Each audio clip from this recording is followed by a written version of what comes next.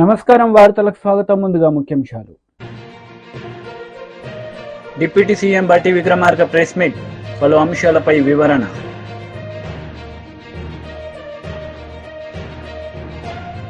YCP మహిళా leader వరుడు Kalyani press meet, TDP నేతలపై ఫైర్.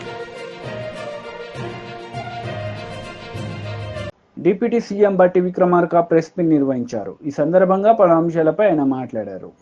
స్కూల్స్ సంబంధించి పిల్లలు లేకపోతే మేనేజ్మెంట్ సంబంధించినటువంటి వాళ్ళు వారికి ఫోన్ చేసి మా స్కూల్స్ పరిస్థితి బాగాలేదు, ఒకసారి చూసుకోండి అని అడిగారంట. చెప్తూ ఆ స్కూల్స్లో పిల్లలు ఒకళ్ళ మీద ఒకళ్ళు పడుకునే పరిస్థితి, అక్కడ కావాల్సినటువంటి టాయిలెట్ సంబంధించినటువంటి పరిస్థితులు కానీ లేకపోతే మిగతా సప్లై చేసేటువంటి విధానం కానీ ఏమీ లేక ఇబ్బంది పడుతున్న పరిస్థితులు ఉన్నాయి రండి అని అన్నప్పుడు వారు స్పష్టంగా వారి సమాధానం చెప్తూ త్వరలోనే మేము ఈ ఇంటిగ్రేటెడ్ రెసిడెన్షియల్ స్కూల్స్ అన్నింటినీ రాష్ట్ర వ్యాప్తంగా కూడా ప్రకటిస్తున్నామని చెప్పి వారు నిన్న చెప్పి కూడా వచ్చారట. సో నేను ఈ సందర్భంగా ఎందుకు గుర్తు చేస్తూ ఉన్నానంటే రాష్ట్రంలో చదువుకునేటువంటి ఈ రెసిడెన్షియల్ స్కూల్స్లో ఉన్నటువంటి వసతులు చాలా ఇబ్బందికరంగా ఉన్నాయి. సో దానికి సంబంధించిన సమాచారం కూడా కొంత ఇప్పుడు మనకి సంబంధించి రెసిడెన్షియల్ స్కూల్స్లో total number of residential schools 1023 residential schools ఉంటే 662 స్కూల్స్కి అసలు బిల్డింగ్స్ లేవు. జనరల్ రెసిడెన్షియల్ స్కూల్స్ సంబంధించి సరే 35 స్కూల్స్కి బిల్డింగ్స్ ఉన్నాయి, కానీ బీసీ వెల్ఫేర్ రెసిడెన్షియల్ స్కూల్స్ సంబంధించి 327 రెసిడెన్షియల్ స్కూల్స్ ఉంటే 306 స్కూల్స్ రెంటెడ్లోనే నడుస్తూ ఉన్నాయి.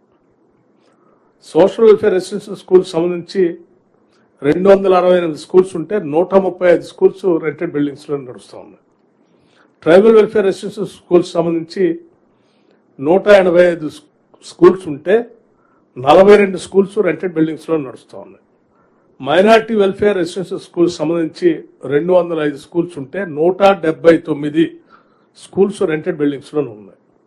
అంటే ఈ బిల్డింగ్స్ ఇన్ఫ్రాస్ట్రక్చర్ లేకుండా దాంట్లో సంబంధించినటువంటి సమగ్రమైనటువంటి టీచింగ్ వ్యవస్థ లేకుండా మనం అనుకున్న లక్ష్యాలను సాధించలేం.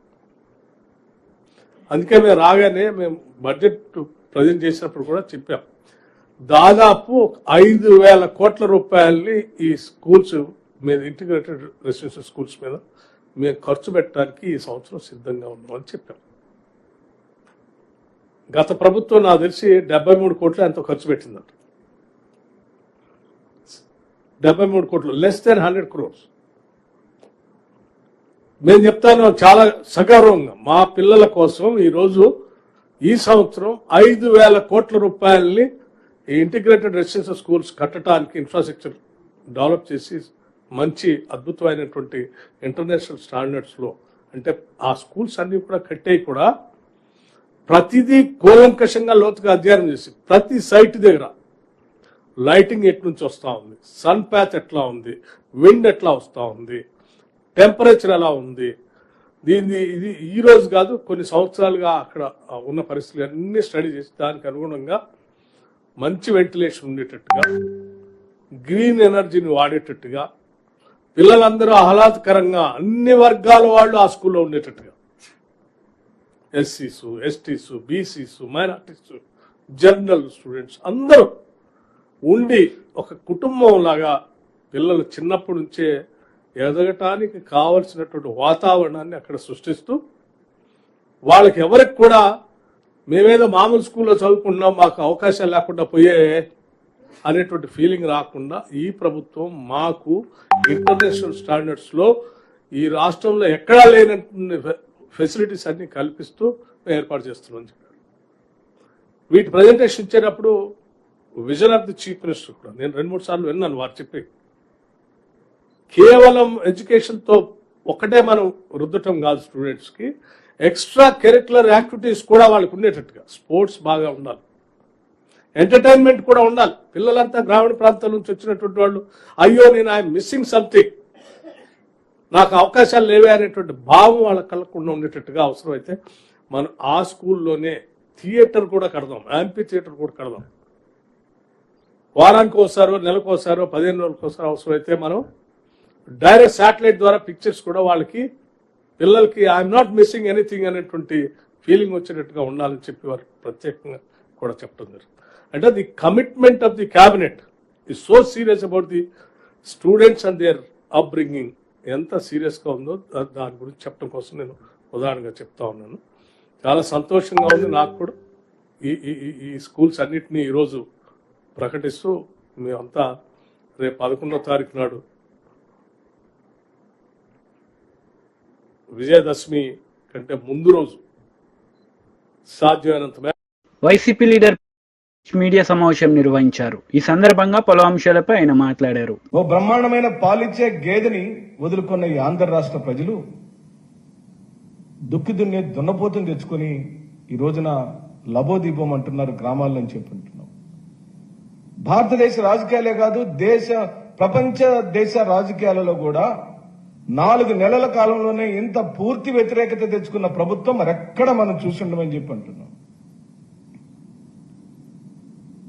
ఓ పక్క దోపిడీలు, దౌర్జన్యాలు, ఆక్రమణలు, ఆస్తుల ధ్వంసం చేయటం, విగ్రహాలను కూల్చుకొట్టడం, స్వయాన మా పార్టీ భవనాన్ని కూల్చివేయటం, రెడ్ బుక్ రాజ్యాంగాన్ని ప్రవేశింపజేయటం, పోలీసుని పూర్తిగా రాజ్యాంగాన్ని వ్యతిరేక శక్తిగా పోలీసు వ్యవస్థను మార్చేయటం, వాళ్ళ జేబు సంస్థగా మార్చటం, పోలీసులను పెట్టి బెదిరించటం, కొట్టించటం, అరెస్టులు చేయటం, జైలు పాలు చేయటం లాంటివి తారాస్థాయికి జరిగిన ఈ సందర్భంలో వారి వైఫల్యాల నుంచి డైవర్షన్ పాలిటిక్స్ చేయటం, వరదల నుంచి డైవర్షన్ పాలిటిక్స్ చేయటం ఈ రోజున ఈ ప్రభుత్వ యొక్క విధానంగా మేము భావిస్తూ, కానీ ఎన్ని జిమ్మిక్కులు చేసినా 100 రోజుల నుంచి 120 రోజుల కాలం అయినా కూడా నువ్వు స్థిరపడకుండా, చెప్పిన హామీలను ఒక్క పెన్షన్లు తప్పించి ఏ ఒక్క హామీని నెరవేర్చకుండా, ఆ ఇచ్చిన పెన్షన్లలో కూడా సుమారుగా 1,00,000 పెన్షన్లు మీరు ఈ రోజున తొలగించారు చంద్రబాబు నాయుడు గారు. ఈ ఉసురు మీకు తగులుతుంది. ఏ పేదవాడు ఆ 3,000 కోసం, 4,000 కోసం 30 రోజుల పాటు ఎదురు చూస్తూ ఉంటాడో ఆ పేదవాడి యొక్క ఉసురు, ఆ ఘోష మీకు తగులుతుంది. ఎందుకంటున్నానంటే ఈ ప్రపంచంలో వాళ్ళకి ఎవరు ఉండరు. ఈ ప్రపంచంలో ఆ రోజు జగన్మోహన్ రెడ్డి గారు ఇచ్చిన 3,000 కోసం వాళ్ళు ఎదురు చూడకుండానే తెల్లవారుజామున 5 గంటలకు 1వ తారీఖు నాడు వారు తీసుకొచ్చిన వాలంటీర్ వ్యవస్థలోని సైనికులు, సమాజ సేవకులు ఇంటి గడప దొక్కారు, తలుపు తట్టారు, నిద్ర లేపారు, జేబులో పెట్టి వాళ్ళ ఆశీర్వాదాన్ని తీసుకుని బయటకు వచ్చిన రోజుల్లో నుండి ఈ రోజున ఆ పెన్షన్దారులు ఎవరెవరైతే 1,00,000 మంది పెన్షన్లు కోల్పోయారో వారి యొక్క ఉసురు మనకు తగులుతుందని కూడా నేను అంటున్నాను. ఇది మంచిది కాదు ఈ ప్రభుత్వానికి. నారా ఘోష ఎప్పటికీ మంచిది కాదు. ఇప్పటికే మీరు దేవుడితో పెట్టుకున్నారు, స్వయానా శ్రీ వెంకటేశ్వర స్వామితో పెట్టుకున్నారు. మీకు గతంలో చాలా అనుభవాలు ఉన్నాయి. వెంకటేశ్వర స్వామితో పెట్టుకున్న ఎవ్వరూ బాగుపడిన దాఖలాలు లేవు. అది మీతో పాటు వేషధారణలతో ఈ రాష్ట్రాన్ని మత విద్వేషాలను రెచ్చగొట్టే విధంగా మరి అతి సామరస్యమైన ఆంధ్రప్రదేశ్ ని మతాలతో, కులాలతో, ప్రాంతాలతో చిన్నాభిన్నం చేయాలనుకున్న ప్రతి శక్తికి వెంకటేశ్వర స్వామి సమాధానం చెప్పాలని ఈ సందర్భంగా నేను మనవి చేస్తూ, 2014-19 కాలంలో మీరిచ్చిన అనేకమైన జీవోలు, ఒక మారేమో ఏపీఎండిసి ద్వారా అమ్మకాలని చెప్పారు. కొన్నాళ్లు గడిచిన తర్వాత దాన్ని పునర్సమీక్షించి మండల సమైక్యల ద్వారా అమ్మకాలని చెప్పారు. మళ్లీ మంత్రిమండలిని పెట్టారు, మళ్లీ సమీక్షించారు. సబ్ కమిటీ ద్వారా కొన్ని సూచనలు అడిగారు. సబ్ కమిటీ ఇచ్చిన సూచనల మేరకు మరి టెండర్ కమ్ ఆక్షన్ నిర్వహించమని సబ్ కమిటీ చెబితే దానికి ఒక జీవో ఇచ్చారు. మళ్లీ ఆ జీవోని అలాగే ఉంచుకొని 2016 జీవో నెంబర్ 43 ఏప్రిల్ 6వ తారీఖున రిలీజ్ చేశారు. సుమారుగా 19 జీవోలు 2014 నుంచి 19 కాలంలోనే నారా చంద్రబాబు నాయుడు గారు ఈ ఇసుక విధానం మీద ఆయనే స్వయంగా 19 జీవోలు ఇచ్చాడు. కేవలం ఇది దోపిడీకి అనేక మార్గాలను వెతుక్కుంటూ వచ్చాడని మనం చేస్తున్నాం. స్వయంగా నారా చంద్రబాబు నాయుడు గారు నివాసం ఉంటున్న కరకట్ట ప్రాంతంలోనే, కరకట్టకు ఆనుకునే, కరకట్టకి వెనకనే దోపిడీ యథేచ్ఛగా జరిగింది. పూర్తిగా అది లోకేష్ గారి యొక్క కంట్రోల్లోనే జరిగిందని ఆ రోజు నారుడు ఉండేది. మరి ఈ రోజున అలాంటి పరిస్థితులను ఫోటోలు వీడియోలు తీసిన ఆధారాలు బొచ్చిడన్ని ఉన్నాయి. మీరు వారందరినీ కూడా భయభ్రాంతులు చేసిన సందర్భాలు గత ప్రభుత్వంలో జరిగినాయి. వైఎస్ఆర్సీపీ తీసుకొచ్చిన విధానాలలో ఓపెన్ టెండర్ సిస్టమ్ ఉంది. ప్రత్యక్షంగా ఎవరైనా పాల్గొని ఉండొచ్చు. ఆ ఓపెన్ టెండర్ సిస్టమ్ పూర్తిగా కేంద్ర ప్రభుత్వ సంస్థ ఆధ్వర్యంలో జరిగింది. ఆ టెండర్ చేజిక్కించుకున్న సంస్థలు పూర్తిగా రాష్ట్రానికి కట్టవలసిన డబ్బులను కట్టారు. వాళ్ళు వ్యాపారాన్ని సక్రమంగా చేసుకున్న ఉదంతాలు మనం చూసాం. టన్నుకు కేవలం 475 రూపాయలు మాత్రమే జరిగింది ఛార్జీ. చంద్రబాబు నాయుడు గారు 475 రూపాయలు. టీడీపీ లీడర్ మీడియా సమావేశం నిర్వహించారు. ఈ సందర్భంగా పలు అంశాలపై ఆయన మాట్లాడారు. ఆట ఆడుకున్నారో ఇవాళ వివరంగా మనం ఒక్కసారి చూద్దాం. రివర్స్ టెండరింగ్ అడ్డం పెట్టుకొని కాంట్రాక్ట్లో అడ్డంగా దోచేశారా అప్పటి టీటీడీ బోర్డు? వాస్తవం, దోచేశారు. తమకు కావాల్సిన ఒక 7-8 సంస్థలను పెట్టుకొని వాటినే L1 L2 అంటూ వాటికి టెండర్లు ఇస్తూ 5 ఏళ్ళు టీటీడీ టెండరింగ్ రివర్స్ టెండరింగ్ అంటూ ఒక డ్రామా నడిపిందా? వాస్తవం. మార్కెట్ కంటే టీటీడీకి ఈ ఉత్తర భారతదేశానికి చెందిన సంస్థలు దాదాపు 40-50% తక్కువగా ఎలా సరఫరా చేశాయి? దీంట్లో కమిషన్లు ముట్టాయా? టీటీడీ బోర్డులో ఉండేవారికి, టీటీడీ చైర్మన్లకి, టీటీడీ ఈఓలకి ఖచ్చితంగా ముట్టాయనే తెలుస్తోంది. వాస్తవం. కేజీకి ఇంతని కమిషన్లు తీసుకున్నారా? వాస్తవం. అందుకే ఆంధ్ర, తెలంగాణ, ఈ దక్షిణ భారతదేశానికి చెందిన వాళ్ళని, రైతుల కోఆపరేటివ్ని పక్కన పెట్టారా ఉద్దేశపూర్వకంగా? వాస్తవం. ఒకవేళ ఒకరిద్దరు ఆంధ్ర ప్రాంతానికి చెందిన సంగం డైరీ లేకపోతే విజయ్ విశాఖ లాంటి డైరీలు వేసినా కూడా రివర్స్ టెండరింగ్ ప్రాసెస్లో మాకొద్దని వెళ్ళిపోయారా? వాస్తవం. దాని కర్ణాటక మిల్క్ ఫెడరేషన్ ఎందుకు 4-5 సార్లు రివర్స్ టెండరింగ్లో వెనక్కి వెళ్ళిపోయింది? ఈ కమిషన్లు ఇచ్చుకోలేకనా? వాస్తవం. రివర్స్ టెండరింగ్ అంటూ చాలా గొప్పగా చెప్పారు జగన్మోహన్ రెడ్డి గారు ఆయన వచ్చిన కొత్తల్లో, ఆయన ముఖ్యమంత్రిగా ఉన్నప్పుడు. అన్ని రంగాల్లో ఎలా అయితే అది రివర్స్ అయిపోయిందో, ఎలా బూమరాంగ్ అయిపోయిందో, నెయ్యి దీంట్లో కూడా అదే విధంగా రివర్స్ టెండరింగ్ తమకు అనుకూలంగా వాడుకున్నారు. ఆ 5 సంవత్సరాల పాటు ఏలిన టీటీడీ బోర్డు వాళ్ళు, టీటీడీ ఈఓలు, టీటీడీ చైర్మన్లు రివర్స్ టెండరింగ్ అని చెప్పి తాము చెప్పిన రేటుకి మొదటి బిడ్డింగ్ జరుగుతుంది, మళ్ళా వీళ్ళు చెప్పిన రేటుకే రివర్స్ బిడ్డింగ్ జరుగుతుంది. అందరూ కూడబలుకున్నట్టు 5-10 రూపాయల తేడాలతో వేస్తుంటారు. దీన్ని రివర్స్ బిడ్డింగ్ అయ్యారు. మనం చాలాసార్లు వీళ్ళు సిండికేట్ అయిపోయారా అని చాలాసార్లు ఆ మాట వింటుంటాం. ఖచ్చితంగా ఈ నెయ్యి విషయంలో దేవస్థానంలోని కాంట్రాక్టర్లు, దేవస్థానంలోని ఉద్యోగులు, అప్పటి కొంతమంది ఉద్యోగులు, కొంతమంది ఆఫీసర్లు, కొంతమంది బోర్డు సభ్యులు, ఈఓ, చైర్మన్లు కలిసి ఒక ఉమ్మడి కుటుంబం మారి, బాగా కృష్ణవంశీ గారు ఉమ్మడి కుటుంబం మారి, అంతా నీకది నాకిది, ఈసారి నువ్వు తీసుకో, ఈసారి నేను తీసుకుంటా, ఈసారి నువ్వు L1గా ఉండు, ఈసారి నేను L2గా ఉంటాను, ఈసారి నువ్వు 13 లక్షల కేజీలు తీసుకో, ఈసారి నేను లాస్ట్ టైం వాడికి ఇచ్చాం కదా, ఈసారి ఒక బోలే బాబా ఉన్నారా వాడిని పిలుతాను రా ఈసారి. ఈ టైప్లో 5 సంవత్సరాల పాటు దోపిడీ డ్రామాను నడిపారు. ఇంత పెద్ద ఎత్తున టీటీడీ 52 లక్షల కేజీలు పర్ ఇయర్, 52 లక్షల కేజీలు సంవత్సరానికి టీటీడీ నెయ్యి కొనుగోలు చేస్తుంటే భారతదేశం మొత్తం మీద కేవలం 15 సంస్థలు మాత్రమే ఈ 5 సంవత్సరాల్లో టెండర్గా అప్లై చేశాయి. ఆ 15 సంస్థల్లో కూడా 5 సంస్థలు, 4 ఆంధ్రావి, 1 కర్ణాటకది. మేము దీంట్లో పాల్గొనలేం బాబు, మాకు రివర్స్ వద్దు, ఏమొద్దు, మీ రివర్స్ మీ దగ్గర పెట్టుకొని వెళ్ళిపోయినాయి. సంగం డైరీ అప్లై చేసి ఫస్ట్ బిడ్డింగ్ చేసింది, వెళ్ళిపోయింది. విజయ్ విశాఖ వచ్చింది, వెళ్ళిపోయింది. ఆ తర్వాత బెంగళూరు మిల్క్ ఫెడరేషన్ వచ్చింది, వెళ్ళిపోయింది. ఇట్లా 5 సంస్థలు వెళ్ళిపోయినాయి. పోతే 9-10 సంస్థలు మాత్రం ఉన్నాయి. దాంట్లో 7-8 సంస్థలకు మాత్రమే ఈ 5 సంవత్సరాల్లో టెండర్లు దక్కాయి. ఎక్కువగా దక్కింది కేవలం 4 సంస్థలకే. ఈ 4 సంస్థల్ని అటు ఇటు వాడికి L1, వీడికి L2, వాడికి L2, నెక్స్ట్ టైం వాడికి L1, ఈ 4 సంస్థలతోనే డ్రామా మొత్తం నడిపారు. దాదాపు కనీస పక్షంలో 1,200 కోట్ల రూపాయలు విలువ చేసే నెయ్యి గత 5 సంవత్సరాల్లో కొనుగోలు చేయగా మినిమం అంటూ చూస్తే అంటే కేజీకి 60-70 రూపాయలు మినిమంగా కమిషన్ ముట్టాయని తెలుస్తోంది. బీఆర్ఎస్ లీడర్ మీడియా సమావేశం నిర్వహించారు. ఈ సందర్భంగా పలు అంశాలపై ఆయన మాట్లాడారు. నెగ్లెక్ట్ చేస్తున్నారంటే అన్ని హామీల లెక్కనే అన్ని మేనిఫెస్టోలో పెట్టిన విధంగానే దీన్ని కూడా మర్చిపోతాను అనుకుంటా ఉన్నారు.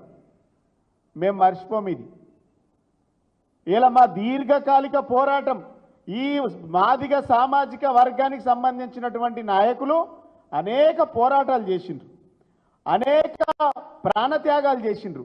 ఆ ప్రాణత్యాగాల ఫలితంగా ఉద్యమాల ఫలితంగా సుప్రీంకోర్టు తీర్పునిచ్చింది. ఇలా మీ మీ మీ మీ ఎస్సీ వర్గీకరణ మీద కాంగ్రెస్ పార్టీ ఎన్ని కమిషన్లు వేసింది అనుకున్నావు? ఇప్పటి వరకు అసలు దేశంలో 1965లో లోకూర్ కమిషన్ వేసింది. దేశవ్యాప్తంగా కాంగ్రెస్ పార్టీ అధికారంలోకి వస్తే మేము రిజర్వేషన్లు ఇస్తామనేసి. 1996లో రామచంద్రరాజు కమిషన్ వేసింది ఆనాటి తెలుగుదేశం ప్రభుత్వం. అదేవిధంగా 2007లో ఉషా మెహర్ కమిషన్ వేసింది అప్పుడు కాంగ్రెస్ హయాంలో. ఇలా 2000 సంవత్సరం నుంచి 2004 సంవత్సరం వరకు వర్గీకరణ జరిగింది. వర్గీకరణ చట్టం రావడం వల్ల ఆ 4 సంవత్సరాలల్లా 23,000 మందికి లబ్ధి చేకూరింది. ఇలా 2004 నుంచి 2024 వరకు ఈ 20 సంవత్సరాల ఈ వర్గానికి సంబంధించినటువంటి ఈ వర్గ ఉద్యోగ నియామకాలలో వేల సంఖ్యలలో నష్టపోయినరు. ఇలా మీరు డిఎస్సి నోటిఫికేషన్ ఇచ్చి డిఎస్సి రిజల్ట్ ఇచ్చి మీరు నియామక పత్రాలు ఇస్తా అంటే మరిగా మీరు ఇచ్చినటువంటి హామీ ఏంది అని ముఖ్యమంత్రిని అడుగుతా ఉన్నా నేను.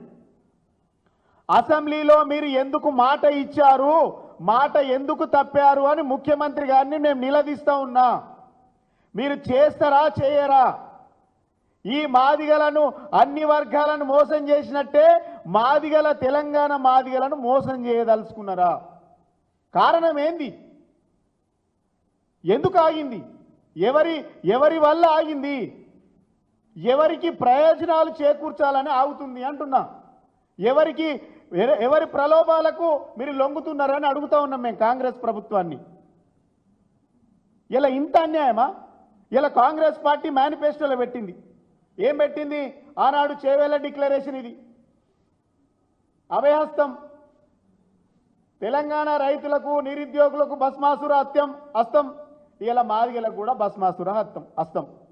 ఇది కాంగ్రెస్ అభయహస్తం. అంటే అన్ని వర్గాలకు అభయహస్తం కాదు, ఇది భస్మాసుర హస్తం. ఇలా మేము అడుగుతా ఉన్నాం. ఆనాడు మీరు ఏం చెప్పిండ్రు? ఎస్సీ రిజర్వేషన్లు పెంపు, ఎస్సీ వర్గీకరణకు అమలుకు కట్టుబడి ఉన్నామని చెప్పిండ్రు. ఏమైంది మరి? 65 రోజులు మీరు సొంతంగా చేసేటువంటి అవకాశం లేదు. సుప్రీంకోర్టే గైడ్ లైన్ ఇచ్చింది. రాష్ట్రాలకు అధికారాలు ఇస్తున్నాము. ఆర్టికల్ 341 ప్రకారము రాష్ట్రాలకు అధికారాలు ఇస్తున్నామని వైసీపీ లీడర్ మహిళా లీడర్ వరుడు కళ్యాణి మీడియా సమావేశం నిర్వహించారు. ఈ సందర్భంగా పలు అంశాలపై ఆమె మాట్లాడారు. కనిపిస్తూ ఉంది. ఈరోజు చెప్పండి, ఈ ఆంధ్రప్రదేశ్ రాష్ట్రంలో ఆడపిల్లలకి ఆపదొచ్చినప్పుడు చెప్పుకోవడానికి ఏదైనా వ్యవస్థ ఉందా? ఒక్క వ్యవస్థ చూపించండి. ఉన్న వ్యవస్థని, ఆ దిశ యాప్ని కానీ దిశ పోలీస్ స్టేషన్స్ని నిర్వీర్యం చేసేశారు. ఇప్పుడు ఈ ప్రభుత్వం అధికారంలోకి వచ్చాక ఇన్ని సంఘటనలు జరుగుతూ ఉన్నాయి. వీళ్ళ రక్షణ కోసం పోని మంత్రివర్గం ఏమైనా ఒక సమావేశం ఏర్పాటు చేసి దీనికోసం ఒక జీవో తీసుకొచ్చారా? ఆడపిల్లల రక్షణ కోసం మరింత మెరుగైన వ్యవస్థను, మరింత మెరుగైన యాప్ను ఏమైనా తీసుకొచ్చారా? అవి ఏవీ చేయట్లేదు. అసలు ఆ దిశ యాప్ కానీ దిశ చట్టం కానీ ఇలాంటి పనులు చేసే కామాంధుల పాలిట ఒక సింహ స్వప్నంలా, ఒక వజ్రాయుధంలా పనిచేసేది. అర్ధరాత్రి అయినా ఆడపిల్లలు ధైర్యంగా ఆ దిశ యాప్ ఫోన్లో ఉంటే ధైర్యంగా వెళ్ళే పరిస్థితిని కల్పించేది. సరే, ఆ జగనన్న అది ప్రవేశపెట్టాడు కాబట్టి మీకు ఇష్టం లేదు, కానీ ఆ ఆయుధాన్ని ఇలా నాశనం చేసేస్తే ఈరోజు ఆడపిల్లల దుస్థితి మనం చూస్తూ ఉన్నాం. మొన్న చూస్తే విజయనగరంలో 6 నెలల పసికందు మీద అత్యాచారం. అలాగే ప్రతి జిల్లాలో కూడా ఇలాంటి సంఘటనలు ఎన్నో. లోకేష్ గారి సొంత నియోజకవర్గంలో వరుసగా 3 సంఘటనలు. అలాగే మనం చూసాం కోవెలకుంటలో తీసుకుంటే ఒక మతి స్థిమితం లేని ఆడపిల్లని అత్యాచారం చేయడం. అన్నింటికంటే ఘోరం మనం చూసాం గొడ్లవల్లేరులో 300 మంది ఆడపిల్లలు సీసీ కెమెరాస్ పెట్టేశారని వాళ్ళు మొత్తుకొని ధర్నాలు చేసినా కూడా కనీసం ఎవరూ పట్టించుకోలేదు. సరికదా హోమ్ మినిస్టర్ గారు కానీ డీజీపీ గారు కానీ వెళ్ళి అసలు ఏం జరిగిందో తెలుసుకునే ప్రయత్నం కూడా చేయలేదు. అంటే ఆడపిల్లల మీద ఎంత నిర్లక్ష్య ధోరణి, ఆడపిల్లల మాన ప్రాణాల మీద ఎంత నిర్లక్ష్య ధోరణి ఈ కూటమి ప్రభుత్వానికి ఉందో మనం అర్థం చేసుకోవచ్చు. ఇలాంటి దారుణమైన సంఘటనలు వీళ్ళు కొనసాగుతూ ఉంటే ప్రజలన్నీ గమనిస్తూ ఉన్నారనే విషయం మర్చిపోకూడదని నేను తెలియజేస్తూ ఉన్నాను. అలాగే పవన్ కళ్యాణ్ గారు తీసుకుంటే చెప్పారు ఎన్నికల ముందు 30,000 మంది ఆడపిల్లలు కనిపించట్లేదంటూ ఉపన్యాసాలు ఇచ్చారు. మరి ముచ్చుమరి సంఘటన జరిగింది. అప్పుడు ఇన్ని రోజులైనా కూడా ఆ మృతదేహాన్ని ప్రభుత్వం కానీ పోలీసులు కానీ కనిపెట్టలేని పరిస్థితి అయింది. మరి పవన్ కళ్యాణ్ గారు ఎందుకు ప్రశ్నించట్లేదు? అలాగే రాంబెల్లి సంఘటన జరిగింది, ఏం పరామర్శకు వెళ్ళొచ్చు కదా. గొడ్లవల్లేరు సంఘటన అయింది, వాటన్నిటి గురించి ఎందుకు మాట్లాడలేదు? ఈవెను ఈ పొంగనూరు సంఘటన జరిగినప్పుడు పవన్ కళ్యాణ్ గారు అదే జిల్లాలో తిరుపతిలో ఉన్నారు. పోలీసులకు డైరెక్షన్స్ ఇవ్వచ్చు, లేదా కుటుంబం దగ్గరికి వెళ్ళి ఒక ధైర్యాన్ని భరోసాని ఇవ్వచ్చు. అవేమీ చేయట్లేదు. ఇదేనా మీ అందరి బాధ్యత ఆడపిల్లల మీద, ఆడపిల్లల రక్షణ మీద నేను ప్రశ్నిస్తూ ఉన్నాను. అసలు ఈ రాష్ట్రంలో ఈ ప్రభుత్వం గొప్పగా చెప్పుకుంటూ ఉంటుంది, ఇదేదో మరి చాలా మంచి ప్రభుత్వం అని చెప్పి. కానీ ఇది మంచి ప్రభుత్వం కాదు, ఆడపిల్లలను అంతమొందించే ప్రభుత్వం అని ఈ రాష్ట్రంలో ఉన్న ప్రజలందరూ కూడా అనుకుంటూ ఉన్నారు. చంద్రబాబు నాయుడు గారు ఎన్నికల టైంలో ఓదరగొట్టేస్తూ అతను ఎమ్మెల్యే క్యాండిడేట్స్ ప్రచారం చేశారు, బాబు షూరిటీ భవిష్యత్తు గ్యారంటీ అంటూ. కానీ చంద్రబాబు నాయుడు గారు ముఖ్యమంత్రిగా కూటమి ప్రభుత్వం అధికారంలోకి వచ్చాక ఈ రాష్ట్రంలో ఆడపిల్లల మాన ప్రాణాలకు షూరిటీ లేని పరిస్థితిని కూటమి ప్రభుత్వం తీసుకొచ్చింది. అసలు ఇంత దుర్మార్గమైన పాలన, ఇంత నిర్లక్ష్యపూరితమైన పాలన గతంలో ఎన్నడూ చూడని పరిస్థితి. అలాగే ఇన్ని సంఘటనలు జరుగుతున్నాయి. కేవలం 4 నెలల్లో మనకి 100కు పైగా ఆడపిల్లల మీద అత్యాచారాలు, హత్యలు జరుగుతూ ఉన్న సంఘటనలు మనం చూస్తూ ఉన్నాం. ప్రభుత్వం నుంచి కనీసమైన స్పందన లేదు. అసలు ఆడపిల్లలు మనందరి ఇళ్లలో ఉన్నారు, దీని మీద మనందరం ఉద్యమించాల్సిన అవసరం ఉంది. అసలు ఈ పొంగనూరు విషయంలో ఎన్ని మహిళా సంఘాలు అయితేనేమి స్వచ్ఛంద సంస్థలు పెద్ద ఎత్తున పోరాటం చేసి. వార్తలు ముగించే ముందు ముఖ్యాంశాలు మరోసారి. డిప్యూటీ సీఎం బట్టి విక్రమార్క ప్రెస్ మీట్, పలు అంశాలపై వివరణ.